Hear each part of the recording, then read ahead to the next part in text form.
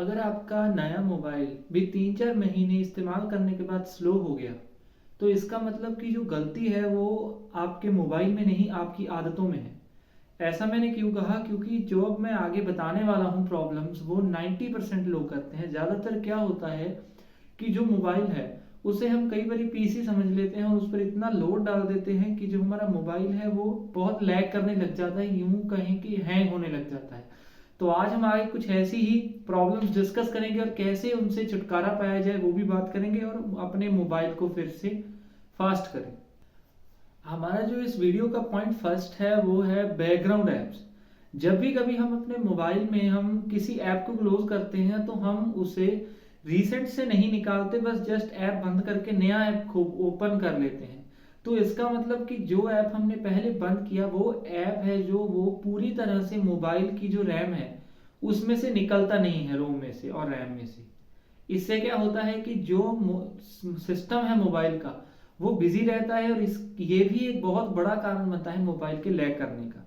जैसे व्हाट्सएप हो गया, इंस्टाग्राम हो गया, ये सब ज़्यादातर यूज़ करी जाने वाली ऐप्स जब बैकग्राउंड में चलती रहती हैं तो ये बैटरी परफॉर्मेंस ये सब उठाती रहती है मोबाइल का, जिसका हमें पता भी नहीं चलता। तो इसका क्या सोल्यूशन है? सबसे पहले तो आप जब भी अपने मोबाइल में किसी ऐप को यूज करके बंद करें तो हो सके जब आपको उसके बाद उस ऐप को काफी समय तक इस्तेमाल नहीं करना, जैसे हम रात को कह सकते हैं, तो उस समय हम अपने सारे ऐप्स हैं जो उन्हें रिसेंट में से हटा दीजिए, उन्हें वहां से कट कर दीजिए। तो इससे क्या होगा, जो रैम है वो भी फ्री रहेगी और जो आपकी बैटरी ड्रेनेज है जो वो भी धीरे होगी, कम होगी। तो जब हम ऐसा नहीं करते उससे क्या होता है कि जो एप्स है वो बैकग्राउंड में चलकर परफॉर्मेंस और बैटरी दोनों खाते रहते हैं। और इसका दूसरा सोल्यूशन है कि जो एप्स आपके ज्यादा काम के नहीं है, जिन्हें आप कभी कभार खोलते हो, तो उनके साथ आप क्या कर सकते हो, सेटिंग में जाकर उनका जो बैकग्राउंड वर्क है उसे बंद कर दीजिए, जिससे वो आपके जब आप उस ऐप पर काम करें सिर्फ तभी वो काम करे, उसके सिवाय वो काम ना करे। जब आपने उस ऐप को कट कर दिया तो इसका मतलब वो ऐप पूरी तरह से क्लोज, उसके बाद वो बैकग्राउंड में ना चले, इसका आप ख्याल रखें। जो बैकग्राउंड परफॉर्मेंस है उसकी वो ऑफ कर दें। अब बारी है पॉइंट सेकंड की।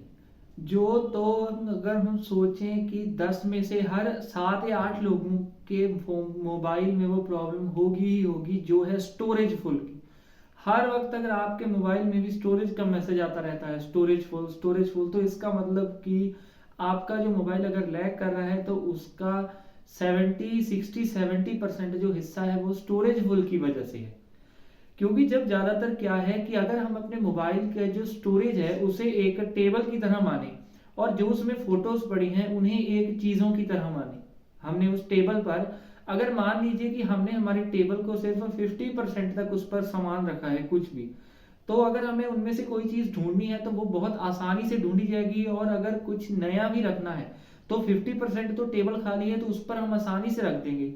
लेकिन कई बार क्या है कि अगर मान लीजिए हमने हमारी टेबल को 90 या 95% तक चीजों से भर दिया, उसकी 90 या 95 जगह पर चीजें रख दी, तो जब अगर हमें उनमें से कोई चीज ढूंढनी है तो हो उसमें भी हमें मुश्किल होगी, अगर कुछ नया रखना है तो उसमें भी हमें मुश्किल होगी। तो ऐसा ही कुछ मोबाइल का स्टोरेज है, उसमें जब जितना वो ज्यादा खाली रहेगा उतनी उसकी रीड एंड राइट स्पीड है जो वो फास्ट रहेगी और मोबाइल लैग कम करेगा। क्योंकि जब भी हम कोई भी ऐप खोलते हैं वो मेनली प्ले तो रोम्स रैम से ही करता है, स्टोरेज से ही ऐप काम करता है। अगर स्टोरेज ही स्लो है, स्टोरेज ज्यादा भरी हुई है, तो स्टोरेज के जो रीड राइट स्पीड है वो कम हो जाती है, थ्रॉटलिंग बढ़ जाती है। इससे क्या होता है कि जो ऐप है उसकी खुलने की, और जो मोबाइल ऑपरेटिंग सिस्टम है वो भी स्टोरेज में होता है, उसके काम करने की जो स्पीड है वो कम हो जाती है, जिसके कारण हमारा मोबाइल लैग करने लग जाता है। तो इंश्योर करें कि अपनी जो मोबाइल की स्टोरेज है उसी 50-60 मैक्स 65-70 तक ही भरें। 30 से 35% जो स्टोरेज है मोबाइल की खाली ही होनी चाहिए। अगर आप इसे बचना चाहते हैं स्टोरेज कम, तो आप SD कार्ड यूज कर सकते हैं। लेकिन कई बार क्या होता है कि हम जब थर्ड पार्टी या कोई चीप सी कंपनी का SD कार्ड यूज कर लेते हैं, उससे क्या होता है कि जो हमारा फोन का स्टोरेज है वो तो चाहे कम हो, लेकिन उस SD कार्ड की वजह से फोन लैग करने लग जाता है। तो इसका भी ध्यान रखें कि या तो SD कार्ड हो सके तो यूज ना ही करें, क्योंकि एक्सटर्नल डिवाइस है, उससे थोड़ा बहुत परफॉर्मेंस में फर्क पड़ता है। लेकिन अगर आपको यूज करना पड़ रहा है तो हो सके तो कोई ब्रांडेड या कंपनी का अच्छा महंगा एसडी कार्ड यूज करें, कोई चीप थर्ड पार्टी नहीं। Point number 3, auto updates and animation. अक्सर आपने देखा होगा कि जब भी हम कोई नया फ़ोन लाते हैं, जब हम उसकी मेन सेटिंग देखते हैं, उसमें एनिमेशन वाले जो हैं वॉलपेपर वगैरह या कई तरह के एनिमेशन यूज़ की जाती हैं, जैसे क्लॉक थीम हो गया, ये सब।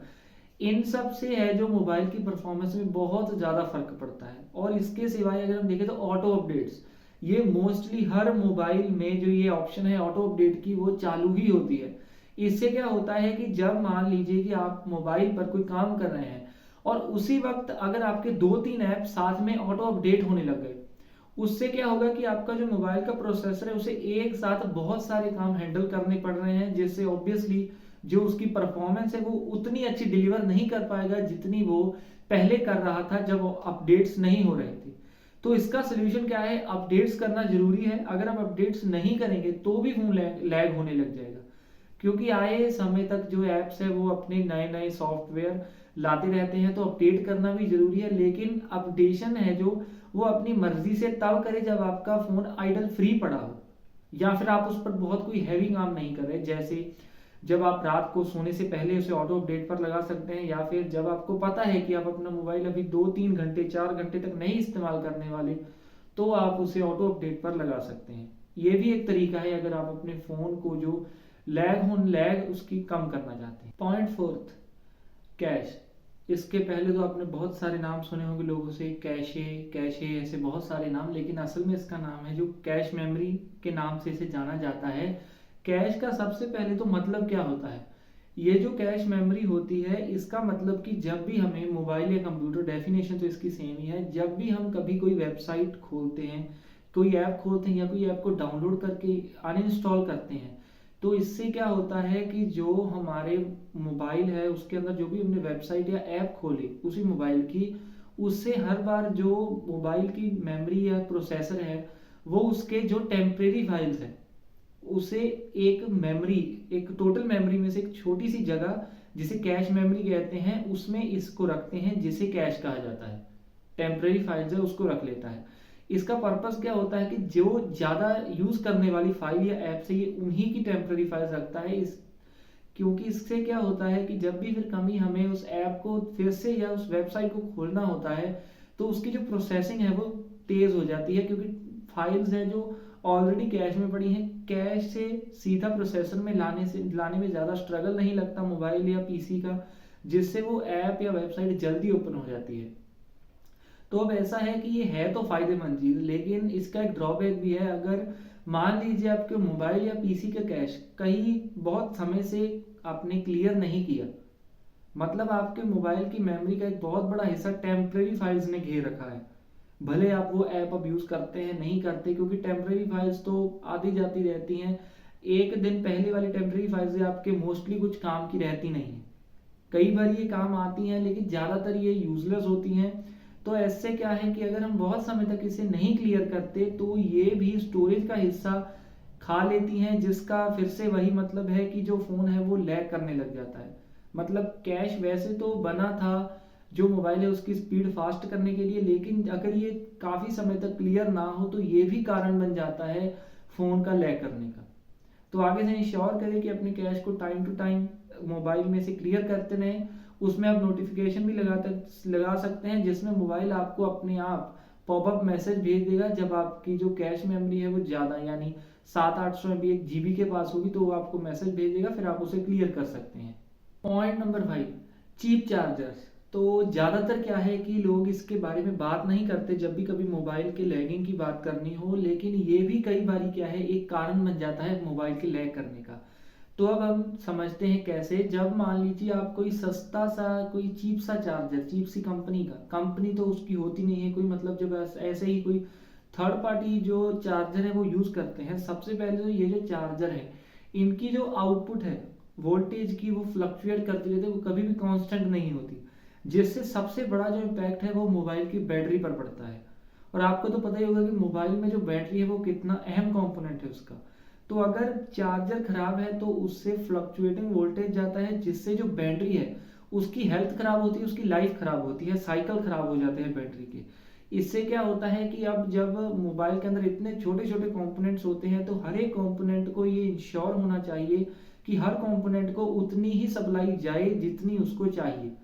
वो सभी मदरबोर्ड डिसाइड करता है, लेकिन अगर मदरबोर्ड को बैटरी से अच्छी पावर मिलेगी, कांस्टेंट पावर मिलेगी या फिर पावर सही ढंग से मिलेगी, तो ही वो जो है वो आगे कंपोनेंट्स को सही सप्लाई कर पाएगा। लेकिन अगर मदरबोर्ड को ही बैटरी खराब है और उससे ऐसी वैसी सप्लाई मिल रही है जैसी चार्जर उसे दे रहा है, तो उससे क्या होगा कि जो ये जो मदरबोर्ड है और उसके सारे कंपोनेंट्स हैं, इनकी लाइफ कम हो जाएगी, और जब सप्लाई पूरी नहीं मिलेगी तो ऑब्वियसली परफॉर्मेंस में ड्रॉप आएगा, तो फिर से वही मोबाइल है जो लैग करने लग जाएगा। इसके अंदर एक एक्सटेंडेड पॉइंट इसका कि कभी भी अपने मोबाइल को चार्ज लगाकर यूज मत कीजिए, हो सके तो हैवी टास्क तो बिल्कुल मत कीजिए। इससे क्या है कि जो बैटरी है वो एक तो बहुत ज़्यादा हीट हो जाती है, बैटरी के लाइफ साइकिल खराब हो जाते हैं। लाइफ साइकिल मतलब एक बार बैटरी को 0% से 100% तक चार्ज किया इसे, और उसे 100% से फिर 0% तक खत्म कर दिया, इसे एक लाइफ साइकिल कहते हैं बैटरी का। तो उसके लाइफ साइकिल खराब हो जाते हैं, और सबसे मेन जो बैटरी की हीट है वो मदरबोर्ड प्रोसेसर तक जाती है, जिससे फिर से उसकी परफॉर्मेंस डाउन हो जाती है। और अगर आप ऐसा बहुत लंबे समय तक करते हैं, मतलब चार्ज लगाकर ही ज़्यादातर मोबाइल को इस्तेमाल करते हैं, तो लॉन्ग टर्म में आपको हो सकता है कि ये भी मोबाइल का स्लो होने का एक रीज़न बन जाए। So now it's time for solution कि अपने मोबाइल है जो उसे पहले की तरह स्मूथ नए जैसा कैसे बनाए रखें। तो इसके लिए ना तो आपको मोबाइल को रीसेट करने की कोई ज़रूरत है, ना ही किसी थर्ड पार्टी ऐप की ज़रूरत है जो आपकी जगह पर आपके मोबाइल को क्लियर रख सके और उसे लैग होने से रोक सके।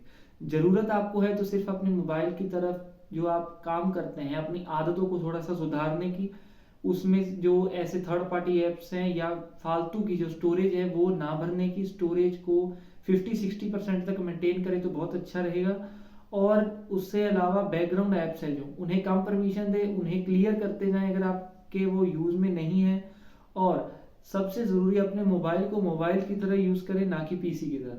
तो हो सकता है आपकी जो सारी प्रॉब्लम्स है वो सॉल्व हो जाए। तो अगर आपको ये वीडियो पसंद आई हो और वीडियो से कुछ भी सीखने को मिला हो, कोई नॉलेज मिली हो, तो वीडियो को लाइक कर देना, चैनल को सब्सक्राइब कर लेना। अगर आप ऐसी ही और वीडियोस आगे रेगुलरली देखना चाहते हो, तब तक के लिए धन्यवाद।